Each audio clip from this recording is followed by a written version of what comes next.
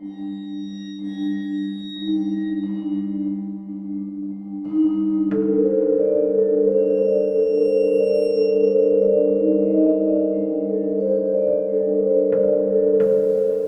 Malcolmson was studying law and had an important examination to prepare. He decided to go somewhere and study by himself. He did not want the amusement of the seaside or the beauties of the countryside, so he decided to find a quiet, ordinary little town and work there undisturbed. He packed his suitcases with clothes, paper and books. Then he looked in a railway timetable for a town that he did not know, and when he found one, he bought a ticket to go there. He did not tell anyone where he was going. After all, he did not want to be disturbed. That is how Malcolmson arrived at Benchurch. It was a remote market town, and once a week it was quite busy for a few hours. But the rest of the time it was a very quiet, sleepy little place. Malcolmson spent his first night at the only hotel in the town, the Good Traveller. The landlady, Mrs. Witham, was very kind and helpful, but the hotel was not really quiet enough for him. The second day he started looking for a house to rent. There was only one place that he liked. It was more than quiet, it was deserted and very lonely. It was a heavy-built 17th century house with a high brick wall all around it. It would be hard to imagine a more unwelcoming place, but it suited Malcolmson perfectly. He went to find a local lawyer who was responsible for the house. Mr. Carnforth, the lawyer, was very happy to rent the house to him. "I would be glad to let you have it for free," he said, "just to have somebody living in it again after all these years. It's been empty so long that people have spread a lot of foolish stories about it. You'll be able to prove that the stories are wrong." Malcolmson did not think it was necessary to ask the lawyer for more details of the foolish stories. He paid his rent, and Mr. Carnforth gave him the name of an old servant to look after him. He came away from the lawyer's office with the keys of the house in his pocket, then went to Mrs. Witham, the inn's landlady. "I'm renting a house for a few weeks," he said. "Can you advise me about shopping, please? What do you think I shall need?" "Where are you going to stay, sir?" the landlady asked. But when Malcolmson told her, she threw up her hands in horror. "Not the judge's house," she said, and she grew pale as she spoke. He asked her to tell him more about the house. "Why is it called the judge's house?" he said. "And why doesn't anyone want to live in it?" "Well, sir," she said, "a long time ago a judge lived there. He was a hard, cruel judge, sir, a real hanging judge. He sentenced a lot of people to death and enjoyed carrying out the sentence himself. He showed no mercy to anyone. But as for the house itself, well, I can't say. I've often asked, but nobody could tell me for certain." She found it hard to explain. The general feeling in the town was that there was something strange about the judge's house. "As for me, sir," she said, "I won't stay there, not for all the money in the bank." Then she apologized to Malcolmson. "I'm sorry to worry you, sir, really I am, but if you were my son, I wouldn't let you stay there one night on your own. I would go there myself and pull the big alarm bell that's on the roof." Malcolmson was grateful for her kindness and her anxiety. "How good of you to be so anxious about me, Mrs. Witham," he said. "But there's really no need to worry. I'm studying for an important examination, and I have no time for mysteries." The landlady kindly promised to do his shopping for him. Malcolmson then went to see the old servant, whom Mr. Carnforth had recommended to him. Her name was Mrs. Dempster, and she seemed pleasant and eager to please her new master. When he returned with her to the judge's house 2 hours later, he found Mrs. Witham waiting outside. She had several people with her, men and boys carrying parcels, and another 2 men with a bed. "But there are beds in the house," cried Malcolmson in surprise. Nobody has slept in them for 50 years or more. No, sir, I won't let you risk your life in an old, damp bed." The landlady was obviously curious to see the inside of the house. At the same time, she was clearly afraid. At the smallest noise, she held nervously to Malcolmson's arm. Together, they explored the whole house. After his exploration, Malcolmson decided to live in the dining room. It was big enough for both working and sleeping. Mrs. Witham and Mrs. Dempster began to arrange everything. Soon the baskets were unpacked. Malcolmson saw that kind Mrs. Witham had brought many good things from her own kitchen. Before she left, she turned to Malcolmson and said, "I do hope you will be all right, sir, but I must say I couldn't sleep here with all those ghosts." When Mrs. Witham had left, Mrs. Dempster laughed.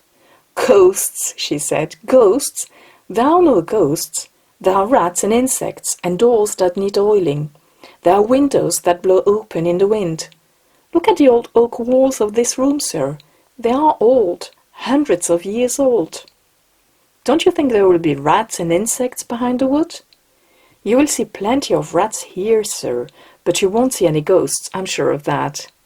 Now, you go and have a nice walk, sir, and when you come back, I'll have this room all ready for you." She kept her promise. When Malcolmson returned, he found the room clean and neat. A fire was burning in the ancient fireplace. She had lit the lamp and put his supper ready on the table. "Good night, sir," she said. "I have to go now and get my husband's supper. I'll see you in the morning." "This is wonderful," said Malcolmson to himself as he ate Mrs. Dempster's excellent food. When he had finished his supper, he pushed the dishes to the other end of the table.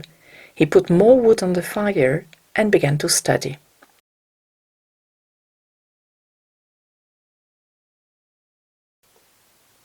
Malcolmson worked without stopping until about 11 o'clock. Then he put some more wood on the fire. He also made a pot of tea. He was enjoying himself very much. The fire was burning brightly. The firelight danced on the old oak walls and threw strange shadows around the room. His tea tasted excellent, and there was nobody to disturb him. Then, for the first time, he noticed how much noise the rats were making. "Were they making all this noise while I was studying?" he thought. "No, I don't think they were. Perhaps they were afraid of me at first. Now they have become braver and they're running about as usual. How busy they were, and what a lot of noise they made. Up and down they rushed, behind the old oak walls, over the ceiling and under the floor." Malcolmson remembered Mrs. Dempster's words. "You'll see plenty of rats, but you won't see any ghosts." Well, he said with a smile, she was right about the rats anyway. He picked up the lamp and looked around the room. "How strange," he said to himself. "Why doesn't anybody want to live in this beautiful old house?" The oak walls were very beautiful. There were some old pictures on the wall, but they were covered with dust and dirt, and he could not see them clearly. Here and there he saw small holes in the walls. From time to time the curious face of a rat stared at him. Then, with a scratch and a squeak, it was gone. The thing that interested him most, however, was the rope of the great alarm bell on the roof. The rope hung down in a corner of the room on the right-hand side of the fireplace. He found a huge, high-backed oak chair and pulled it up beside the fire. There he sat and drank his last cup of tea. Then he put more wood on the fire and sat down at the table again with his books. For a time the rats disturbed him with their scratching and squeaking, but he got used to the noise, and soon he forgot everything except his work. Suddenly he looked up. Something had disturbed him, but he did not know what it was. He sat up and listened. The room was silent. That was it. The noise of the rats had stopped. "That's what disturbed me," said Malcolmson with a smile. He looked around the room and saw an enormous rat. It was sitting on the great high-backed chair by the fire, and it was staring at him with hate in its small red eyes. Malcolmson picked up a book and pretended to throw it, but the rat did not move. It showed its great white teeth angrily, and its cruel eyes shone mercilessly in the lamplight. "Why, you—" cried Malcolmson. He picked up the poker from the fireplace and jumped up. Before it could hit the rat, however, it jumped to the floor with a squeak. It ran up the rope of the alarm bell and disappeared in the darkness. Strangely, the squeaks and scratches of the rats in the walls began again. By this time, Malcolmson no longer felt like working. Outside the house, the birds were singing. Soon it would be morning. He climbed into bed and immediately fell asleep. He slept so deeply that he did not hear Mrs. Dempster come in. She dusted the room and made his breakfast. Then she woke him with a cup of tea. After breakfast, he put a book in his pocket and went out for a walk. On the way, he bought a few sandwiches. He found a pretty, quiet little park and spent most of the day there studying. On his way home, he called at the hotel to thank Mrs. Witham for her kindness. She looked at him searchingly. "You must not work too hard, sir. You look pale this morning. Too much studying isn't good for anyone. But tell me, sir, did you have a good night? Mrs. Dempster told me you were still asleep when she went in." "Oh, I was all right," said Malcolmson with a smile. "The ghosts haven't troubled me yet. But the rats had a party last night. There was one old devil with the red eyes. He sat up on the chair by the fire. He didn't move until I picked up the poker. Then he ran up the rope of the alarm bell. I didn't see where he went. It was too dark." "Dear God!" cried Mrs. Witham. "An old devil sitting by the fire. Take care, sir, take care." "What do you mean?" asked Malcolmson in surprise. "An old devil. The old devil, perhaps." Malcolmson started to laugh. "Please forgive me, Mrs. Witham," he said at last. "I just couldn't help laughing at the idea of the devil himself sitting by my fire." And he began to laugh again. Then he went home for dinner. That evening the noise of the rats began earlier. After dinner, he sat down beside the fire and drank his tea.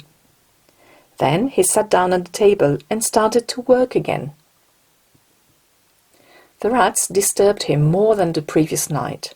They scratched and squeaked and ran about and stared at him from the holes in the walls. Their eyes shone like tiny lamps in the firelight. But Malcolmson was becoming used to them. They seemed playful rather than aggressive. Sometimes the bravest rats ran out onto the floor and across the tops of the pictures. Now and again, when they disturbed him, Malcolmson shook his papers at them. They ran to their holes at once, and so the early part of the night passed rather quietly. Malcolmson worked hard for several hours. All at once he was disturbed by a sudden silence. There was not a sound of running or scratching or squeaking. The huge room was as silent as the grave. Malcolmson remembered the previous night. He looked at the chair by the fireside and got a terrible shock. There, on the great high-backed oak chair, sat this same enormous rat. It was staring at him with hate. Without thinking, Malcolmson picked up the nearest book and threw it. It missed, and the rat did not move. So Malcolmson again picked up the poker. Again the rat ran up the rope of the alarm bell, and once more the other rats started their scratching and squeaking. Malcolmson was unable to see where the rat had gone. The light of the lamp did not reach as far as the high ceiling, and the fire had burned low. Malcolmson looked at his watch. It was almost midnight. He put more wood on the fire and made a pot of tea. Then he sat down in the great oak chair by the fire and enjoyed his tea. I wonder where that old rat went just now, he thought. I must buy a rat trap in the morning. He lit another lamp. He placed it so that it would shine into the right-hand corner of the wall by the fireplace.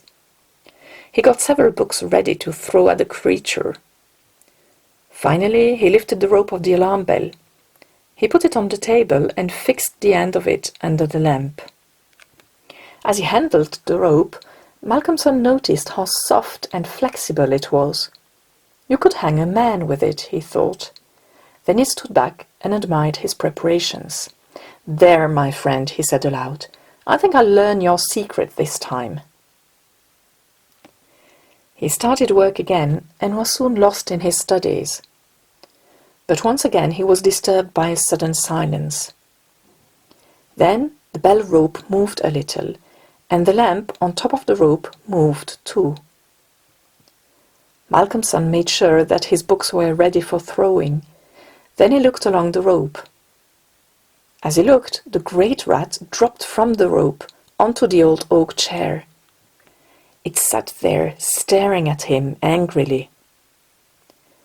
He picked up a book and aimed it at the rat. The creature jumped cleverly to one side. Malcolmson threw another book, but without success. It ran up the rope like lightning, while the heavy lamp shook with its desperate speed. Malcolmson watched the rat carefully. By the light of the second lamp, he saw it disappear through a hole in one of the great pictures on the wall. "I shall check my unpleasant little visitor's home in the morning," said Malcolmson to himself as he picked up his books from the floor. "The third picture from the fireplace, I shan't forget." He examined the books. He picked up the third book that he had thrown. "This is the one that hurt him," he said to himself. Then his face turned pale. "Why, it's my mother's old Bible! How strange!" He sat down to work again, and once more the rats in the walls started their noise. This did not worry him. Compared with the huge rat, these ones seemed almost friendly. But he could not work. At last he closed his books and went to bed. The first red light of morning was shining through the window as he closed his eyes.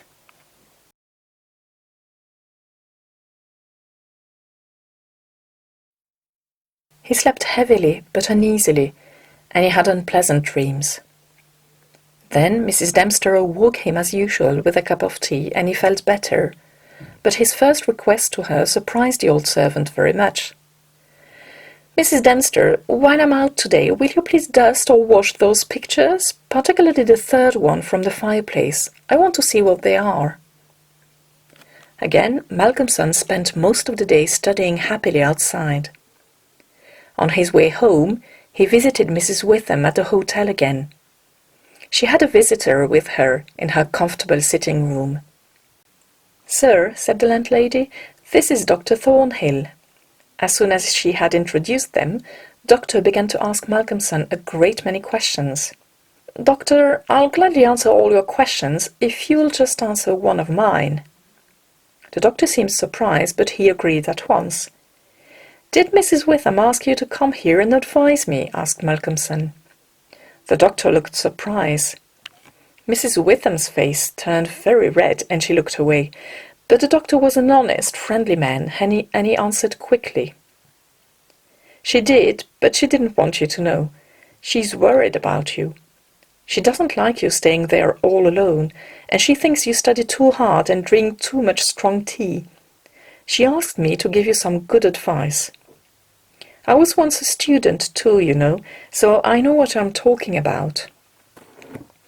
Malcolmson smiled and held out his hand to Dr. Thornhill.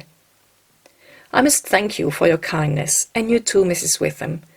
I promise to take no more strong tea, and I'll be in bed by 1 o'clock. There. Will that please you both?" "Very much," said Dr. Thornhill. "Now, tell us all about that old house." Malcolmson told them all about the events of the previous night. When he told them how he had thrown the Bible, Mrs. Witham gave a little scream. When Malcolmson had finished his story, Dr. Thornhill looked very serious. "The rat always ran up the rope of the alarm bell?" he asked. "Always." "I suppose you know," said the doctor, "what the rope is?" "No, I don't," said Malcolmson. "It is the hangman's rope," said the doctor. "After the judge condemned someone to death, the unfortunate man was hanged with that rope." Mrs. Witham gave another scream. The doctor went to fetch her a glass of water. When he returned, he looked hard at Malcolmson. "Listen, young man," he said. "If anything happens to you tonight, don't hesitate to ring the alarm bell. I shall be working quite late tonight too, and I'll keep my ears open. Now, don't forget." Malcolmson laughed. "I'm sure I won't need to do that," he said, and went home for his dinner. "I don't like that young man's story," said Dr. Thornhill after Malcolmson had left. "Perhaps he imagined most of it. All the same, I'll listen tonight for the alarm bell. Perhaps we'll reach him in time to help him." When Malcolmson arrived home, Mrs. Dempster had already left, but his supper was ready for him. The lamp was burning brightly, and there was a good fire in the fireplace. It was a cold, windy evening, but the room was warm and inviting. For a few minutes after he came in, the rats were quiet. But as before, they soon became used to his presence in the room. Soon they started their noise again. He was glad to hear them. He remembered how silent they had been when the great rat appeared. Malcolmson soon forgot the squeaking and scratching. He sat down to his dinner with a light heart. After dinner, he opened his books, determined to get some work done. For an hour or two, he worked very well. Then his concentration weakened, and he looked up. It was a stormy night. The whole house seemed to shake, and the wind whistled down the chimneys with a strange, unnatural sound. The force of the wind shook the alarm bell. The rope rose and fell a little, and the bottom of it hit the oak floor with a hard and hollow sound. As Malcolmson watched it, he remembered the doctor's words. "It's the hangman's rope." He went over to the corner by the fireplace and took the rope in his hand. He looked at it very hard. He wondered how many people had died on the end of that rope. As he held it, the movement of the bell on the roof still lifted it now and again. Then he felt a new movement. The rope seemed to tremble as if something was moving along it. At the same time, the noise of the rats stopped. Malcolmson looked up and saw the great rat coming down towards him. It was staring at him with hate. Malcolmson dropped the rope and jumped back with a cry. The rat turned, ran up the rope again, and disappeared. At the same moment, Malcolmson realized that the noise of the other rats had begun again. "Very well, my friend," thought Malcolmson. "Let's investigate your hiding place." He lit the other lamp. He remembered that the rat had disappeared inside the third picture on the right. He picked up the lamp and carried it across to the picture. He almost dropped the lamp. He stepped back at once, and the sweat of fear was upon his pale face. His knees shook, his whole body trembled like a leaf. But he was young and brave, and he moved forward again with his lamp. Mrs. Dempster had dusted and washed the picture, and Malcolmson could now see it quite clearly. It showed a judge. He had a cruel, clever, merciless face, with a big curved nose and very bright, hard eyes. As Malcolmson looked into those eyes, he realized that he had seen that look before. The great rat's eyes were exactly the same. They held the same look of hate and cruelty. Then the noise of the rats stopped again, and Malcolmson became conscious of another pair of eyes looking at him. The great rat was staring at him from the hole in the corner of the picture. But Malcolmson took no notice of the creature and continued to examine the picture. The judge was sitting in a great, high-backed oak chair.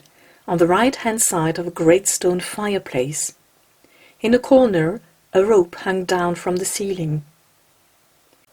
With a feeling of horror, Malcolmson recognized the room where he now stood. He looked around him, as if he expected to see another presence there. Then he looked across to the corner of the fireplace. He froze with fear, and the lamp fell from his trembling hand. There, in the judge's chair, sat the rat. The rope hung behind, exactly as it did in the picture. The rat looked at Malcolmson with the same merciless stare as the judge in the picture. But there was a new, triumphant look in the small red eyes. Everything was silent except for the storm outside. "The lamp," thought Malcolmson desperately. Fortunately, it was a metal one, and the oil had not caught fire. However, he had to put it out. In doing so, he forgot his fears for a moment. Then he stopped and thought, "I can't go on like this," he said to himself. "The doctor is right. Late hours and strong tea are no good for me. They just make me nervous. However, I'm all right now." He made himself a warm, milky drink and sat down to work. Nearly an hour later, a sudden silence disturbed him again. Outside, the storm was growling and whistling as loudly as ever. The rain drummed on the windows. But inside the house, everything was as quiet as the grave. Malcolmson listened carefully, and then he heard a strange, squeaking noise. It came from the corner of the room where the rope hung down.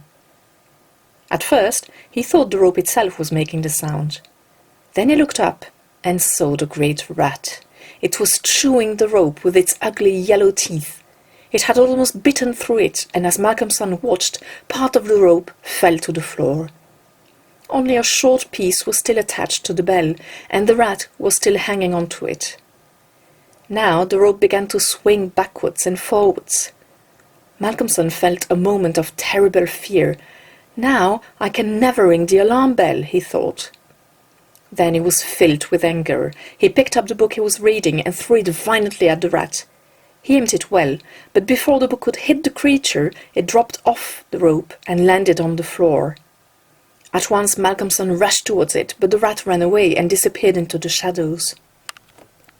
"Let's have another rat hunt before bed," said Malcolmson to himself. He picked up the lamp and almost dropped it again.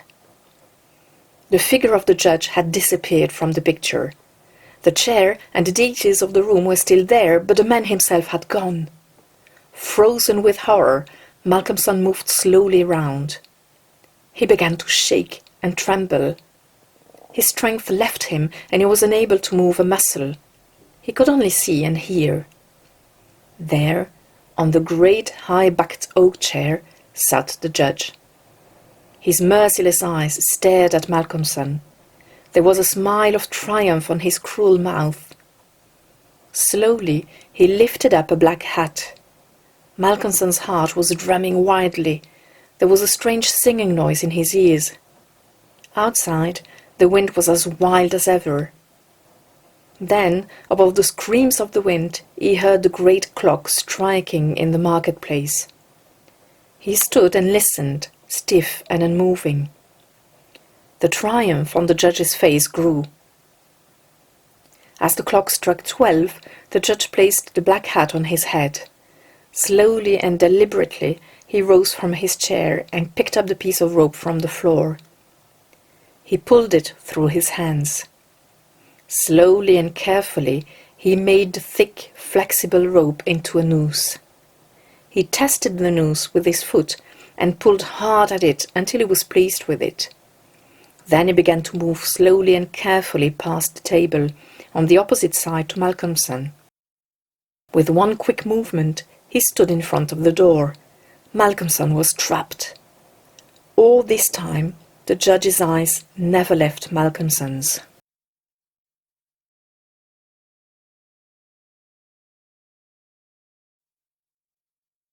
Malcolmson stared into the cruel eyes like a bird watching a cat. He saw the judge coming nearer with his noose. He saw him throw the noose towards him. Desperately, Malcolmson threw himself to one side and saw the rope fall harmlessly to the floor.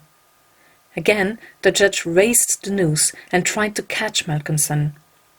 Again and again he tried, and all the time he stared mercilessly at the student. "He's just playing with me," thought Malcolmson, "like a cat playing with a bird. Soon he'll catch me and hang me." He looked desperately behind him. Hundreds of rats were watching him with bright, anxious little eyes. Then he saw that the rope of the alarm bell was covered with rats. As he watched, more and more were pouring down onto the rope from the round hole in the ceiling that led to the bell itself. The rats were hanging from the rope, and there were so many of them that the rope was swinging backwards and forwards. The alarm bell began to ring, softly at first, then more strongly. At the sound, the judge looked up. A devilish anger spread across his face. His eyes burned like red jewels. Outside, there was a sudden, deafening crash of thunder. The judge raised his noose again, while the rats ran desperately up and down the rope of the alarm bell. This time, instead of throwing the rope, the judge moved nearer to Malcolmson and held the noose open. Malcolmson was unable to move. He stood there like a stone figure. He felt the judge's icy fingers and the flexible rope against his neck. He felt the noose against his throat. Then the judge picked up the stiff body of the student in his arms. He carried him over to the great oak chair and stood him on it. Then, stepping up beside him, the judge put up his hand and caught the rope of the alarm bell. At his touch, the rats ran away, squeaking with fear. They disappeared through the hole in the ceiling. The judge took the end of the noose, which was around Malcolmson's neck. He tied it to the hanging bell rope. Then he climbed down and pulled away the chair. When the alarm bell of the judge's house began to ring, a crowd soon gathered. People came running with lanterns and torches, and soon hundreds of people were hurrying to the house. They knocked loudly at the door, but there was no reply. Then they broke down the door and poured into the great dining room. The doctor was the first to reach Malcolmson, but too late. There, at the end of the bell rope, hung the body of the student. The judge stared out once more from his picture, but on his face there was a smile of triumph.